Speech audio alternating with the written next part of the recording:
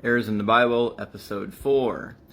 When Jesus meets Satan in the desert, it said again, "And the devil taketh him up upon an exceedingly high mountain, and sheweth him all the kingdoms of the world, and the glory of them." No, he didn't. You simply cannot see all the kingdoms of the world from a very, very high mountain.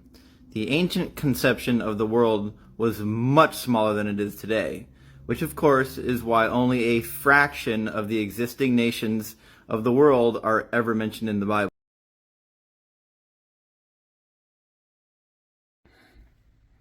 So Jesus also said that he was the door. It doesn't mean that any of us in Christianity believes that he's made out of wood or metal and that he's a literal door. Only a silly moron would believe something like that. A gullible silly moron on top of that.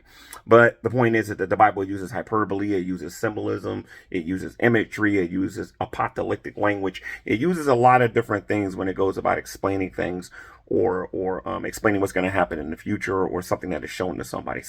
Jesus could have been shown the spiritual vision on the top of the mountain.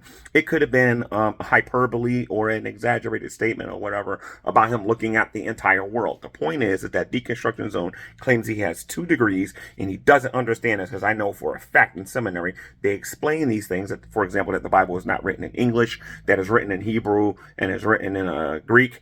And they also explain not to take necessarily every little tiny thing that you see literally, but to understand that there are exaggerations and things like that in the scriptures. But again, if this man really had these degrees, I wouldn't have to explain this to him. He would be explaining these things to me. Read your Bible and do what it says. God bless.